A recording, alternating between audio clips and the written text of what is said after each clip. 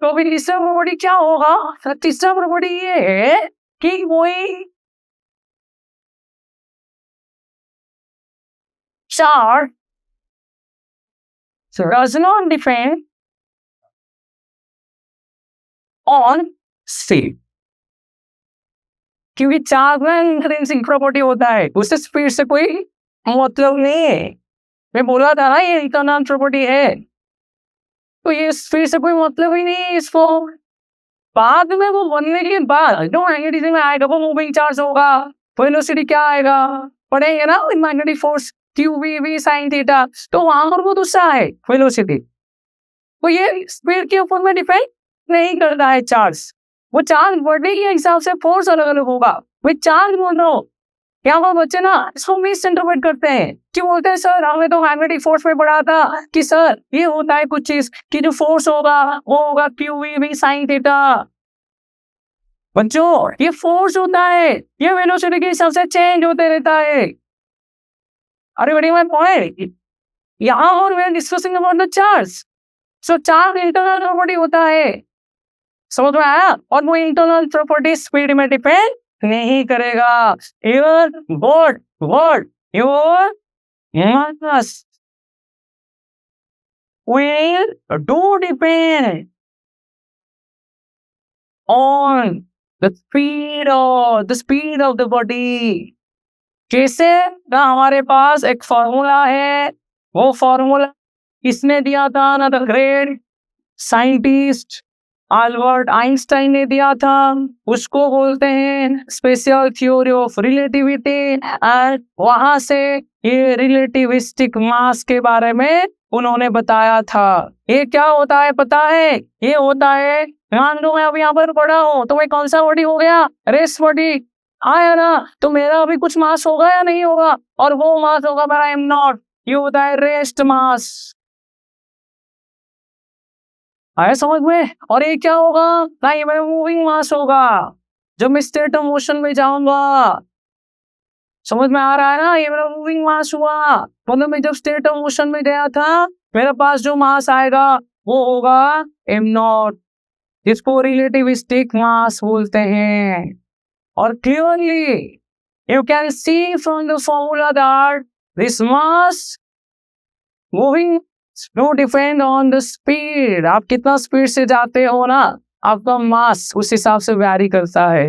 लेकिन थोड़ा अजीब लगेगा ना, मैं ये बोलना चाहता हूँ, मान लो मैं अभी खड़ा हूँ, मान लो मेरा मास कुछ है, मैं अभी यहाँ पर चलना शुरू कर दूंगा ऐसे ऐसे, को मैं मूविंग बॉडी।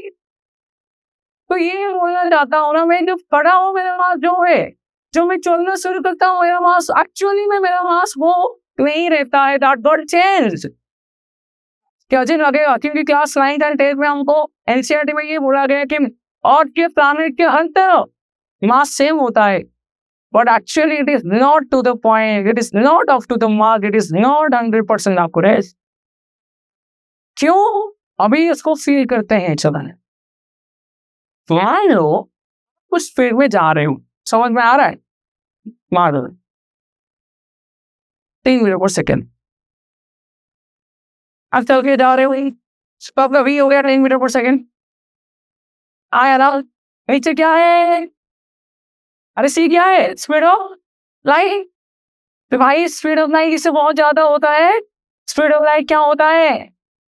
वो 10 के पावर 8 होता है, उसका ये 1% भी नहीं है। समझ में है ना? समझ में आया? वो उसका 1% भी नहीं है। देखो जैसे कि स्पीड ऑफ लाइट होता है 3 into 10 to the power 8 metre पर सेकेंड, ये उसका 1% भी नहीं है। वो 10 to the power 8 और है ना, ये उसका 8% भी नहीं हुआ। तो यहाँ पर हम क्या लिखेंगे? आपका जो वेलोसिटी है v, that is much lesser as compared to the speed of light। हाँ ना, अगर आपका स्पीड ना लाइट के स्पीड से बहुत कम होगा तो इमेजिन करो उसका स्क्वायर और छोटा हो जाएगा। क्यों? इसका स्क्वायर लेने से 100 होगा और इसका स्क्वायर लेने से 10 to the power 16 बन जाएगा। अरे बड़ी माय पॉइंट, तो ये और छोटा हो जाएगा। और यहाँ पर जो लिखा गया है इसमें v स्क्वायर ऊपर है और उनको पता है फ्रैक्शन का न्यूमरेटर अगर बहुत छोटा होता है ना, as compare to its denominator, वो फ्रैक्शन का वैल्यू बहुत कम बनेगा, 1 से बहुत कम आएगा। That means v square by c square will be very very very small as compare to 1। आ रहा है ना, देखो देखो ये इससे बहुत छोटा है, तो जाहिर सी बात है उसका अगर स्क्वायर करोगे ये होगा 100। v स्क्वायर क्या होगा, 100 होगा ना, लेकिन c स्क्वायर क्या होगा कि 9 इंटू 10⁻16 होगा। समझ में आ रहा है? तो ये और छोटा हो गया, ये इससे और छोटा हो गया। और जब ये छोटा होगा, फ्रैक्शन में डिनोमिनेटर जितना बड़ा होता है, न्यूमरेटर अगर बहुत छोटा होता है, तो वहां फ्रैक्शन 1 से बहुत छोटा आएगा, तो यहाँ पर ये वैल्यू 1 से बहुत कम आएगा। तो इसका मतलब वो इक्वेशंस क्या बनेगा, m इक्वल टू m0। तो नीचे क्या आएगा ना, एक बहुत छोटा क्वांटिटी आएगा, एक स्मॉल नंबर आएगा, एक डेसिमल आएगा जो कि 1 से बहुत छोटा है। आया ना, समझ में आ रहा है ना? तुम्हारा ये 0.0000001 आया, तो 1 से तो कम आएगा ना, कोई चीज को 1 से सब्ट्रैक्ट करोगे तो वो से 1 से छोटा आएगा ना। समझ में आ रहा है? तो नीचे डेसिमल बना। चलो एग्जांपल देता हूँ, देखो मान लो ये x है, ये y है, इसके नीचे 0.2 है, इसको सॉल्व करो, ये ऊपर जाएगा, ये होगा 2/10, x क्या बनेगा, ये 10 ऊपर जाएगा। समझ में आया ना? ये बना क्या 5y। कहने का ये मतलब है यहाँ पर कौन ग्रेटर हुआ, x किससे ग्रेटर हुआ, y। कितना टाइम्स, तो 5 टाइम्स। क्यों हुआ, क्योंकि y के नीचे क्या था, एक डेसिमल था जो कि 1 से छोटा था। तो जब भी फ्रैक्शन में नीचे डेसिमल होता है, जब भी फ्रैक्शन में नीचे डेसिमल होता है वो 1 से छोटा होता है ना, तो वो स्मॉलर क्वांटिटी होता है और उस तरफ जो होता है वो उससे ग्रेटर होता है। उसके जैसा इसके नीचे क्या है, डेसिमल, और वो डेसिमल किससे छोटा है, 1 से छोटा है। मैंने अभी प्रूव किया। तो इसका मतलब ये क्वांटिटी बहुत कम आएगा, इसका मतलब m इससे ज्यादा होगा, m नॉट से ज्यादा आएगा। एंड m नॉट आपका कौन सा मास था, m नॉट आपका मूविंग मास था, और सॉरी m था आपका moving mass and m not था आपका रेस्ट मास। तो इसका मतलब जब हम चलना शुरू करेंगे हमारा मास इंक्रीज हो रहा है। लेकिन पता है क्या होता है, देखो अभी मैं खड़ा होगा, मान लो हमारा मास कुछ है, क्लियर, मान लो कुछ है 75 है, क्लियर। तो मैं जब चलना शुरू करूंगा ना ऐसे ऐसे, स्पेशल थ्योरम ऑफ रिलेटिविटी क्या बोलता है कि भाई तू जब चलना शुरू करेगा ना तेरा मास इंक्रीज होगा, लेकिन वो इंक्रीमेंट ना बहुत नेग्लिजिबल होगा। There will be increment in my mass, but that increment will be much much lesser।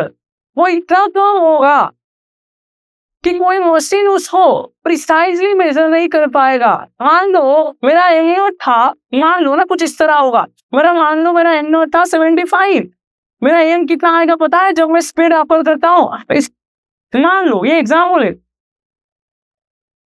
इतना आएगा। मुझे बताओ ये जो इंक्रीमेंट हुआ इतना प्रिसाइज आपने के लिए हमारे पास कोई मशीन कन्वीनियंट नहीं होता है ना, it is not convenient to measure that much of smaller change in mass. इसीलिए क्या बोला जाता है कि आपका जो मास होगा ना, मूविंग मास, वो रेस्ट मास के साथ बराबर करता है, बट एक्चुअली में नहीं करता है। आप जब मोशन में जाओगे आपका मास ज्यादा होता है। ये समझ में आ रहा है ना? हम जब मूविंग बॉडी बनेंगे हमारा मास ज्यादा होगा, मतलब हम चलते हैं हमारा मास थोड़ा बढ़ता है, अगर दौड़ना शुरू करेंगे ना हमारा मास और ज्यादा हो जाएगा, because mass do depend on speed और charge does not depend on the speed. Charge कभी भी स्पीड में डिपेंड नहीं करता है, दिमाग में नहीं लेना है। वो फोर्स होता है F equal to QV sin theta, वो वेलोसिटी चेंज होने से फोर्स चेंज हो रहा था, ये चार्ज के बाद चल रहा है इधर। ये आएगा, समझ में आ गया ये? चलो, so the next point is charge is relative in nature। Charge ordinative in nature होता है। देखो यहाँ पर लिखा भी है, चार्ज दीजिए स्केलर क्वांटिटी, लिखा है ना, चार्ज कौन सा क्वांटिटी है, भाई स्केलर क्वांटिटी है, और ये स्केलर की तरह हार्ड होगा। मान लो सिस्टम है मेरे पास, और वो सिस्टम में ना 3 चार्ज बड़ी है, एक ए, एक बी, एक सी। मान लो इसका चार्ज है +1 कूलम, इसका चार्ज है -2 कूलम, इसका चार्ज है +3 कूलम। अगर मुझे पूरा सिस्टम का नेट चार्ज निकालना पड़ेगा, मुझे क्या करना है पता है? चार्ज को सिंपली ऐड करेंगे। देखो जो वेक्टर होता है ना, उसके लिए वेक्टर एडिशन लॉ होता है ना, 11 में पढ़ा होगा ना, R = √a² + b² + 2ab cos theta. लेकिन वो वेक्टर होता है, चार्ज स्केलर क्वांटिटी होता है। तो यहाँ से क्या पता चला? चार्ज बीइंग स्केलर वो नॉर्मली ऐड किया जाएगा, जैसे हम करते हैं ना 2 + 3 = 5, उसकी तरह ही ऐड होगा। तो इसका नेट चार्ज क्या बनेगा? ये होगा +1 कूलम +-2 कूलम ++3 कूलम। सो ये 3 + 1 हो गया 4 coulomb -2 coulomb. So net charge कितना आ गया? ना नेट चार्ज आ गया 2 कूलम। क्लियर? सो ये हमको पता चला कि चार्ज स्केलर क्वांटिटी होता है, तो उसका डायरेक्शन नहीं होता है, इसे मैग्नीट्यूड होता है, एंड वो एडिटिव इन नेचर होता है। Clear? The next important point is that for an isolated system, बच्चों आइसोलेटेड सिस्टम का मीनिंग क्या होता है? What is the meaning of isolated system? कोई भी सिस्टम के ऊपर में नेट फोर्स अगर 0 आएगा ना, तो इसको हम आइसोलेटेड सिस्टम बोलेंगे। कोई भी सिस्टम के ऊपर में अगर नेट एक्सटर्नल फोर्स 0 होता है, देखो ये मैं नहीं बोल रहा हूँ कि मान लो ना यहाँ पर कोई चीज है, ये है, मान लो मैं बोलूंगा ना इसको मैं 2 न्यूटन से खींच रहा हूँ और इस तरफ उसको कोई 2 न्यूटन से खींच रहा है, तो यहाँ पर इसके ऊपर में 2 डिफरेंट एक्सटर्नल फोर्स हमने अप्लाई किया, लेकिन नेट फोर्स कितना आया? 0 आया। तो कहने का ये मतलब फोर्स अप्लाई किया जाएगा, लेकिन नेट फोर्स कभी नहीं आएगा, कभी नहीं बनेगा। नेट फोर्स हमेशा कितना आएगा? 0। और जो सिस्टम के ऊपर में आता है ना, उसको कौन सा सिस्टम बोलते हैं? Isolated system. और जो आइसोलेटेड सिस्टम होता है ना, उसके लिए उसका नेट चार्ज हमेशा क्या रहेगा? कंजर्व्ड रहेगा। कंजर्व का मतलब होता है कांस्टेंट होगा, वो कभी भी चेंज नहीं होगा। Reason as net external is 0। समझ में आ रहा है? वो एक एक्सटर्नल नहीं दोगे, वो जो एटम होगा वो इलेक्ट्रॉन बाहर को नहीं देगा, बाहर से नहीं लेगा। इसका मतलब एक्सटर्नली उसका इंटरैक्शन बंद हो गया। मान लो मैं एक आइसोलेटेड सिस्टम हूँ, तो मेरे अंदर में जो भी फोर्स अप्लाई हो रहा है वो इंटरनल है, लेकिन एक्सटर्नली मेरे ऊपर में कोई फोर्स नहीं आ रहा है। इसका मतलब मैं कौन सा सिस्टम हो गया? Isolated system. तो मेरा नेचर जो होगा ना, that will remain as that, there will be nothing, कोई भी चेंज नहीं आएगा, चार्ज का कोई चेंज नहीं होगा। इसका एक एग्जांपल हम करते हैं। चलो ध्यान लो, एक सिस्टम है, समझ में आया? और इस सिस्टम में ना 3 बड़ी है, ए बी एंड सी। ए का चार्ज था +2 कूलम, सी का था +3 कूलम, इसका था -1 कूलम। मान लो ना it is a system consisting of 3 different body A and B and C, and A is having this much, B is having this much, and C is having this much of charge। मैंने अभी क्या किया ना, वो externally कुछ force दे दिया। मान लो यहाँ से कुछ एक्सटर्नल फोर्स ऐसे दे दिया और यहाँ से कुछ एक्सटर्नल फोर्स दे दिया। और आई मेंशन दैट ये दोनों फोर्स इक्वल मैग्नीट्यूड के हैं। यहाँ पर अगर जितना धक्का लगा रहे हैं ना, वो सामने से भी उतना धक्का लगाएंगे। एग्जाम्पल लो ना, एक टेबल है, सामने से आप 2 न्यूटन से धक्का लगा रहे हो और आपके सामने से कोई 2 न्यूटन से फोर्स से धक्का लगाएगा ना, टेबल आपके तरफ जाएगा ना मेरे तरफ आएगा। यही तो होता है ना। तो उस वक्त वो टेबल को कौन सा सिस्टम बोलेंगे? That become an isolated system. Exactly this happens with a charge body. Is that clear? मैंने इसके ऊपर में भी 2 वर्टिकल फोर्स दिया, समझ में आ रहा है? मान लो 2 हॉरिजॉन्टल फोर्स भी दे रहा हूँ, लेकिन अपोजिट दिशा में दे रहा हूँ। ये बार-बार बोल रहा हूँ, ये दोनों अपोजिट दिशा में है, दोनों का मैग्नीट्यूड बराबर है। कहने का मतलब मान लो इसका मैग्नीट्यूड जो है, इसका मैग्नीट्यूड वही है, आया ना, तो इसके वजह से नेट कितना आएगा? 0 आएगा भाई, क्योंकि अपोजिट में है, डेविल कैंसिल होती होगा। सिमिलरली जो हॉरिजॉन्टल फोर्स मैंने दिया, ये भी अपोजिट दिशा में है और दोनों का मैग्नीट्यूड भी सेम है। तो ये भी नेट फोर्स कितना बनाएंगे 0। इसका मतलब यहाँ पर क्या आया ना, मेरा एफ एक्स का नेट 0 आया एंड एफ वाई का नेट वो भी आ गया 0। समझ में आ रहा है ना। और कोई तीसरा कॉम्पोनेंट होता ही नहीं है प्लेन में, तो इसका मतलब इसका एफ नेट कितना आया 0 आया। तो इसका मतलब ये कौन सा सिस्टम है आइसोलेटेड सिस्टम। और आइसोलेटेड सिस्टम में कोई बॉडी का property change charge rate charge change नहीं होता है। मान लो ना इनके अंदर सब एक्सचेंज होगा, तो आप बोलोगे सर न्यूटन का सेकंड लॉ ने बोला था फोर्स की वजह से चेंजेस तो होता है ना, तो इसमें चेंजेस आएगा, इंटरनली चेंजेस आएगा। बार बार बोल रहा हूँ इंटरनली उसका प्रॉपर्टी में चेंजेस आएगा, लेकिन एक्सटर्नली पूरा सिस्टम का प्रॉपर्टी चार्ज चेंज नहीं होगा। तो इंटरनली ऐसे ये हो सकता है, मान लो ये फिगर था ना, मान लो अभी ये फिगर ये हो गया, देखो मान लो फिगर ऐसे हो गया, अभी ए के पास आ गया मान लो 1 कूलम, बी के पास आ गया मान लो +1 कूलम, सी के पास पूछा गया है कि इसके चार्ज कितना होगा। लेकिन ये वही सिस्टम है आइसोलेटेड सिस्टम, और आइसोलेटेड सिस्टम है इसमें चार्ज मान लो क्यू है, इसमें चार्ज मान लो क्यू डैश है। तो क्योंकि एक आइसोलेटेड सिस्टम है सो क्यू नेट जो होगा क्यू नेट का डैश भी वही होगा, चेंज नहीं होगा क्योंकि नेट फोर्स 0 आ रहा था।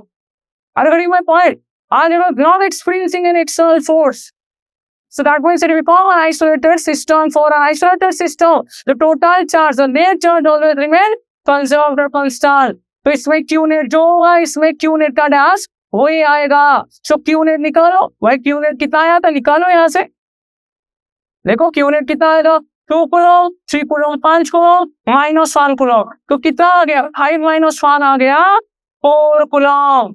सो ये आया था 4 कूलम। फिर इसका देखो ये हो गया 1, ये हो गया 1, ये हो गया 2 कूलम प्लस ये चार्ज को स्मॉल क्यू ले लो, चार्ज क्यू अननोन चार्ज, तो अभी अननोन चार्ज क्यू कितना होगा ना, that will be equal to 4 coulomb -2 coulomb, so q equal to 2 coulomb. ध्यान हो गया 2 कूलम आ गया, 2 + 1 कितना आया 3, 3 + 1 4, और इसका भी कितना आया था 4 ही आया था। इसका मतलब ये सेटिस्फाई हो गया कि कभी कोई आइसोलेटेड सिस्टम होता है उसका नेट चार्ज हमेशा कंजर्व होगा। फिजिक्स में साइंस में कंजर्व होने का मतलब क्या होता है, कांस्टेंट होता है, मतलब पहले वैल्यू जो था बाद में that value remains the same, that not got change, वो चेंज नहीं हुआ, जो था अभी भी वैल्यू वही है। Is that clear? This is the most important property of a charge. Now moving on to the next properties. So next property में हम जाएंगे। Clear? So I got 6 property number 6 is. Property number 6 क्या होगा? यहाँ पे बोलता हूँ फिर बाद में इसको समझाता हूँ कि कोई बॉडी का जो नेट चार्ज होगा ना वो होता है integral multiple of integral multiple charge of an electron, charge of an electron.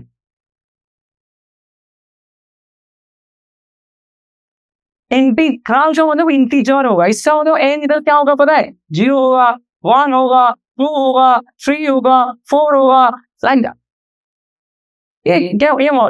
इसको क्या बोलते हैं ना, पहले बोलता हूँ, इसको बोलते हैं क्वांटाइजेशन ऑफ चार्ज। इसको क्या बोलते हैं? This is known as quantization of charge.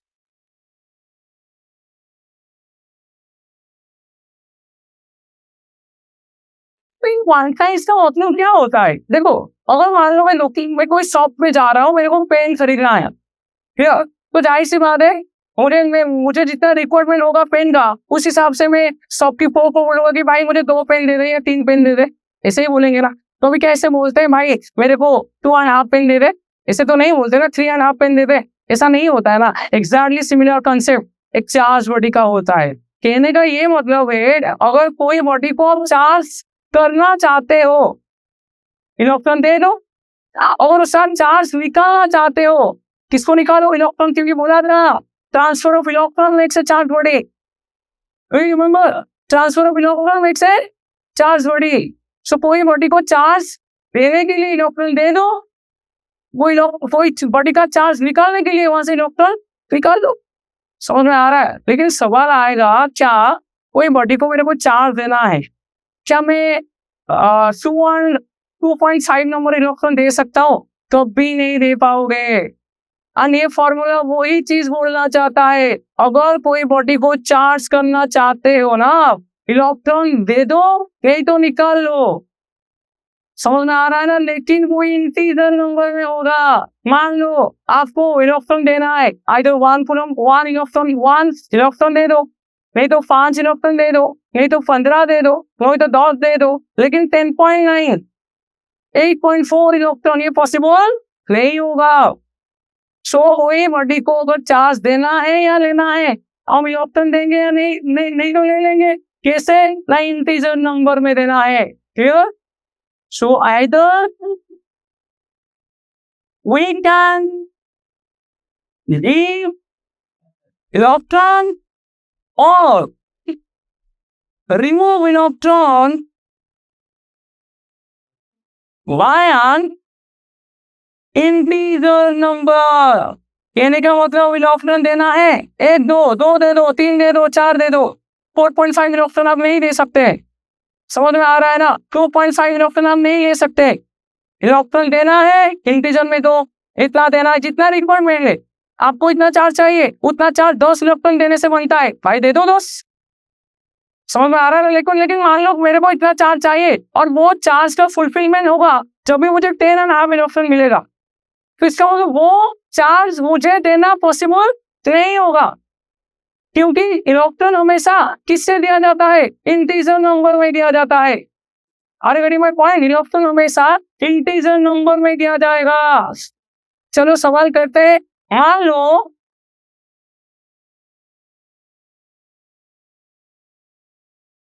मेरे को ना क्या करना है ना, अभी इतना कूलॉम चार्ज कोई बॉडी को देना है, कोई बॉडी को इतना कूलॉम चार्ज देना है। अच्छा मुझे एक बात बताओ, बॉडी को चार्ज बनाने के लिए किसका ट्रांसफर होना चाहिए? इलेक्ट्रॉन। आया ना? कोई बॉडी को चार्ज बनाने के लिए इलेक्ट्रॉन देना चाहिए, तो नहीं तो लेना चाहिए। समझ में आ रहा है? समझ में आ रहा है? तो इलेक्ट्रॉन किससे देंगे? इंटीजर नंबर में देना है। वो डेसिमल होगा, इसका मतलब वो चार्ज पॉसिबल नहीं होगा। इंटीजर में जो होगा charge that will be possible, जो डेसिमल के वजह से आएगा वो चार्ज देना पॉसिबल नहीं होगा। और उनको फॉर्मूला पता है, Q होता है N, तो नंबर ऑफ इलेक्ट्रॉन निकालो, Q अपॉन N। सो Q क्या होता है? V आ गया है इतना।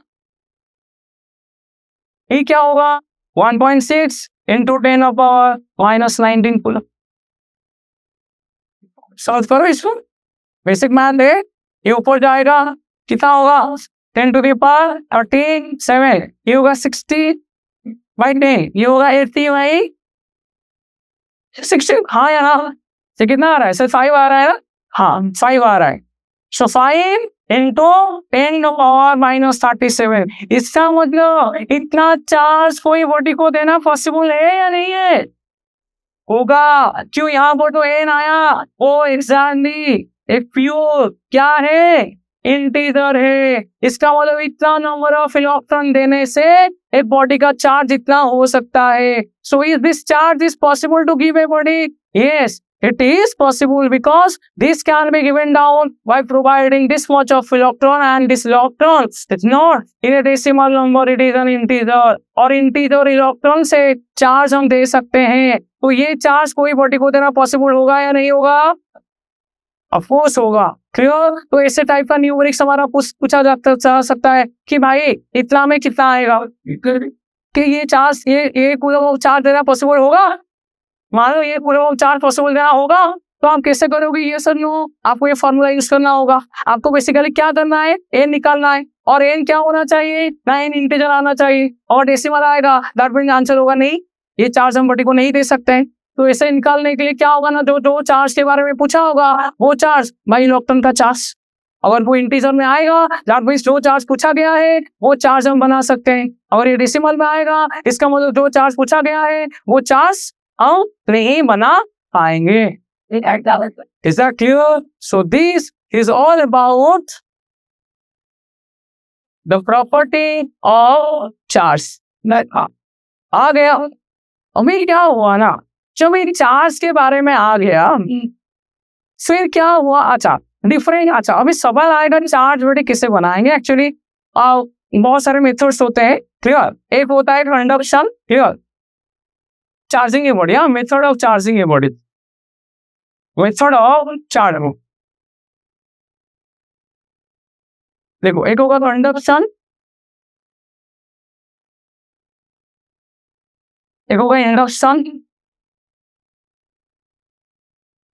एंड लास्ट होगा फ्रिक्शन।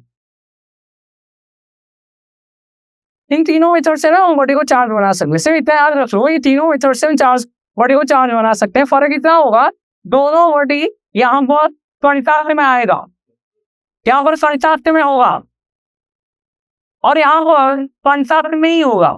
इंडक्शन में बिना कंटैक्ट करके भी चार्ज हम कर सकते हैं। इसमें कंटैक्ट होगा, इसमें रबिंग होना चाहिए, अच्छे से हम रब करेंगे, रबिंग करने से नॉकिंग का ट्रांसफर वगैरह होगा।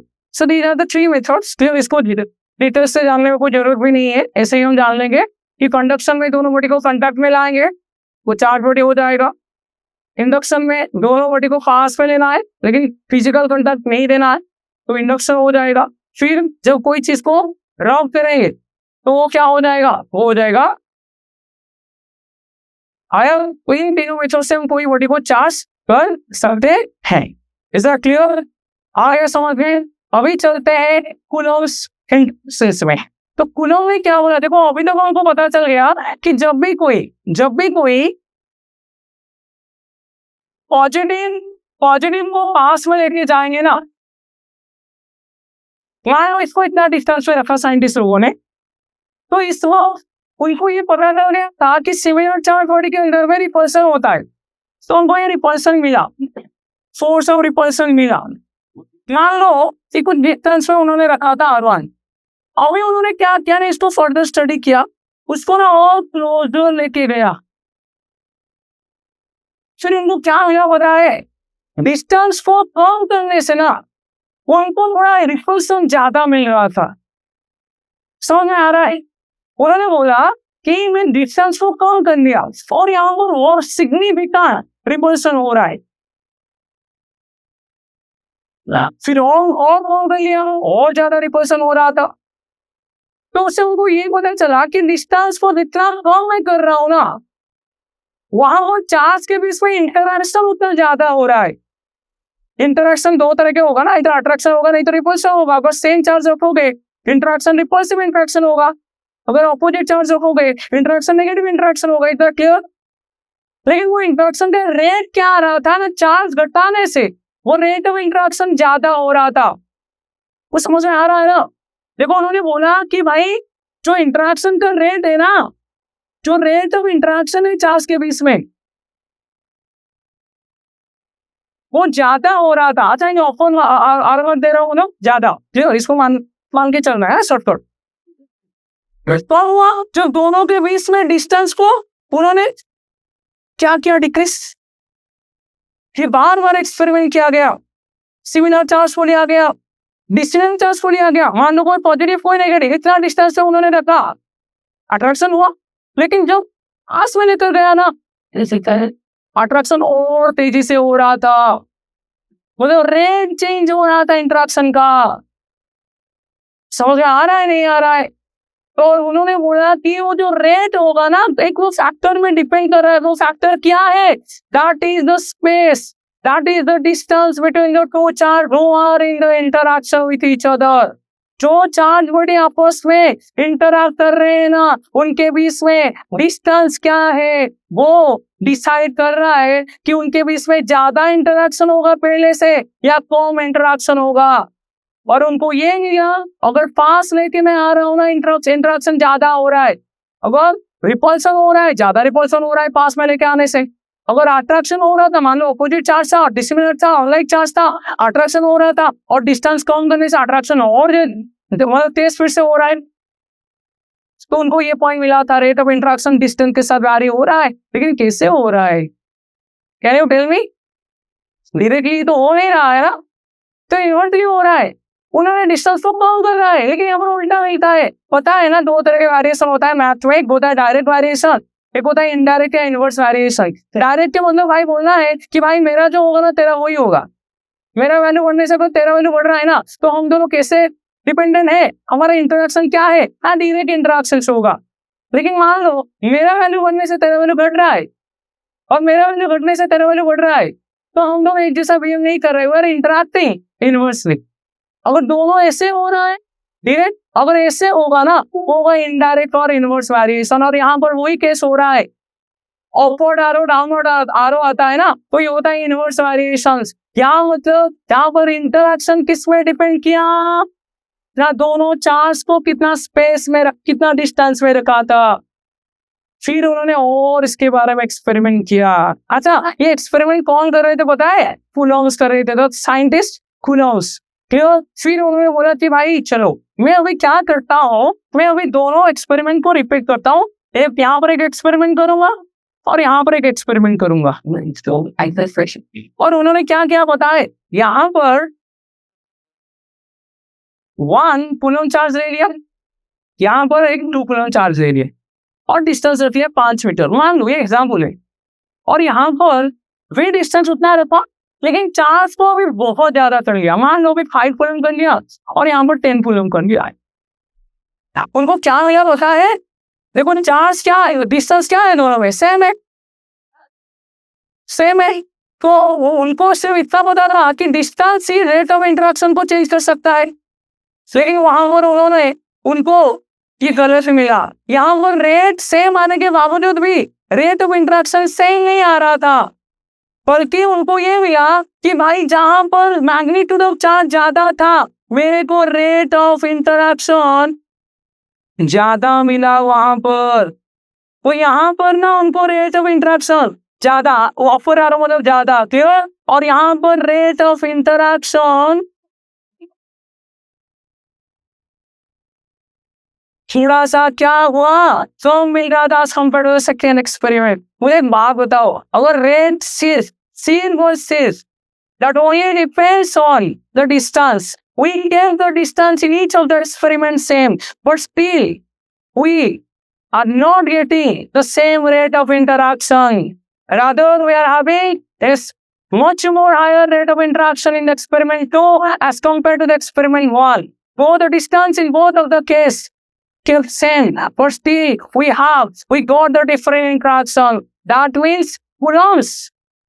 Concluded from the second point that the rate of interaction not only vary with distance, that also depends on the charge, the magnitude of charge, the product of charge. यहाँ पर product of charge कितना था? 2 था। यहाँ पर product of charge 50 हो रहा है, तो 25 टाइम ज्यादा उनको यहाँ पर मिला है रेट ऑफ इंट्रैक्शंस।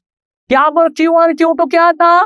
देखो यहाँ पर Q1 Q2 का प्रोडक्ट था 1 कूलम, 2 कूलम आया था 2 कूलम, समझ में आया, 2 कूलम का स्क्वायर। और यहाँ पर Q1 Q2 कितना आया, उनका आ गया 50 कूलम का स्क्वायर।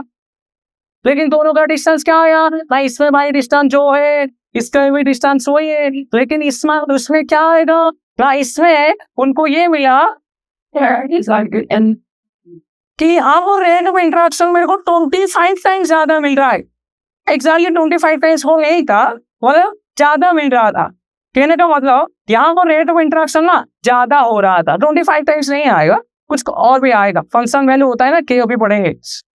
तो यहाँ से उनको ये कंक्लूजन मिला कि भाई डिस्टेंस के साथ ये सिर्फ डिपेंड नहीं करता है, मैग्नीट्यूड ऑफ चार्ज के साथ भी डिपेंड करता है। और बाद में उन्होंने बोला कि वो रेट ऑफ इंटरेक्शन और depends on the magnet product of magnitude of charge and inversely which